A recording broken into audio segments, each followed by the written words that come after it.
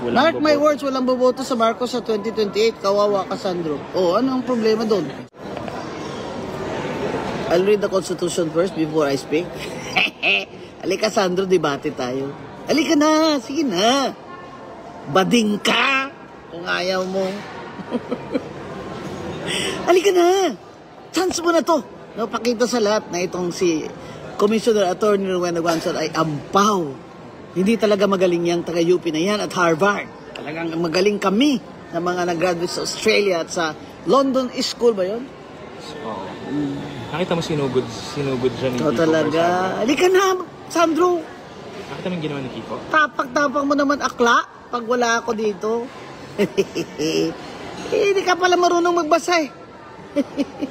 Sinabi ko ba na ikaw ang kandidato sa 2028? Sinabi ko ikaw dynasty. Sana dapat dynasty ka. Kawawa ka, wala nang boboto sa'yo. 2028 pa lang, wala nang boboto sa Marcos. Magbasa ka nga ng mabuti, akla. Ano yung ginawa ni Kiko? Oo, alam ko yan. Nakita ko yan. Sinabi ko na sa inyo eh. Yung kakulitan dyan ni Kiko eh. Hindi nyo kaya. Kaya nyo na yan. Nyo na siya. Hindi nyo siya kaya. Oh. Ano ang Sandro? Sige. Pustahan tayo. Kay Kiko ako. Oh, sige, debate kayo. Oo, kay Kiko na lang. Hindi na lang sa akin. Sige. Hindi na lang sa akin. Kay Kiko ka na lang makipagdebate. Pero ako ang coach. Ako ang coach. Oh, di ba? Hihitakin nyo. Ang ama nyo. Ang tatapang nyo pag hindi nyo ako kaharap. Lika, suntukan tayo. Doon sa plug pole ng yung sa oblation. Lika. 47,000. Alright mga kababayan, so tayo po ay magre-react lang dito sa naging live ni Attorney Rowena Guanzon kung saan muling sinagot ni Attorney Rowena itong sinabi nga ni Congressman Sandro Marcos na alam niya po ba kung anong edad ko.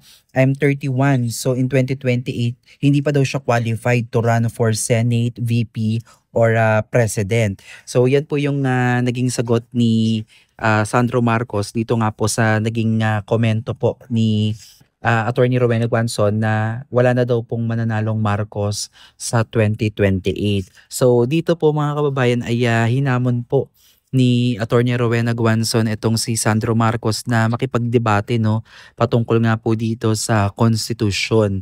At galit na galit itong si Attorney Rowena Guanzon no na parang siya ay minamaliit no. Pero syempre dinadaan lang ni Attorney Rowena Guanzon sa tawa pero ramdam ko yung tumaas yung presyon itong si Attorney Rowena Guanzon no dahil nga po dito sa naging pahayag ni Congressman Sandro Marcos. So natatawa lang ako mga kababayan dahil dito sa naging reaction ni Attorney Rowena Guanzon no na nasabihan niya pa nga itong si Congressman Sandro Marcos ng bading no akla. So talagang baklang-bakla yung salitaan nitong si Attorney Rowena Guanzon at alam naman natin no na itong si Attorney Rowena Guanzon ay talagang napakagaling na abogado at napakatalino at talagang yung prinsipyo niya talaga mga kababayan ay hindi matatawaran. So alam naman natin na kilala natin siya bilang taga-suporta po ng kakamping no ni Leni Robredo noong nakaraang presidential election at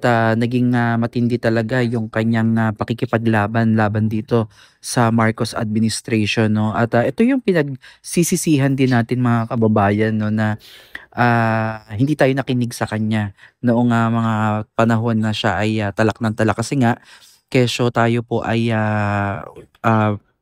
tumutulong o tayo po ay kabahagi po ng unit team no na umasa din po tayo na ang tambalang Sara Marcos ay talagang magiging maayos. Kumbaga yung Duterte Marcos ay magiging maayos ang takbo ng Pilipinas pero nagkamali pala tayo sa pagpili ng ating presidente no. At sa ngayon nga ay talagang ginigipit nila itong ating Vice President Sara Duterte kaya nakakagalit nga talaga no at itong nangyayari nga maanomalyang paggamit sa pondo sa kaban ng bayan ay hindi talaga katanggap-tanggap para po sa ating mamamayang Pilipino na walang ginawa kundi kumayod at magtrabaho no ng 8 oras sa isang araw upang matustusan lang natin yung pangangailangan ng ating pamilya at sa kabilang banda mga kababayan itong mga taxes na binabayad natin ay kinakamkam lamang po ng iilang individual na taong gobyerno mismo at tayo po ang nagsasuffer niyan. Isa na nga po dito yung flood control mga kababayan na talagang tila blessing in disguise din na nangyari din po dahil po sa mga nagdaang sunod-sunod na bagyo ay nabuking itong napakalaking maanomalyang paggamit po ng pondo pagdating po sa infrastructure dito nga po sa flood control. At ngayon nga mga kababayan ay maingay na pinag-uusapan niya. Talagang binabantayan po yan ng mamamayang Pilipino itong nangyayari po sa Senado sa pag-iimbestiga po ng paggamit ng mga maanomalyang paggamit ng budget po ng ating bansa. Kaya dito sa mga nagiging live ni Attorney Rowena Guanzon at sa kanyang mga posting sa kanyang Facebook page ay talagang pinaparamdam niya o ine-express niya po talaga yung kanyang nararamdaman, yung galit niya at pagkadismaya dito sa administrasyon po ng Marcos. Dahil nga po, sabi niya nga po dito sa kanyang naging live ay ito daw yung pinaka most corrupt of all corrupt no dito sa bansang Pilipinas at ang buong mundo nga daw po ay talagang nakatunghay, nagmamasid no at pinapanood po yung nangyayari dito sa ating bansa. So alam na natin yan mga kababayan kasi ito si Attorney Rowena Guanzon ay matanda na para dito no. Napakarami niya na pong pinagdaanan at dami niya na pong nalaman sa mga nakaraan at hindi nga po siya nagkamali no sa kanyang naging pahayag at hindi niya lang din ine-expect na ganito ka-worst itong administrasyon na ito.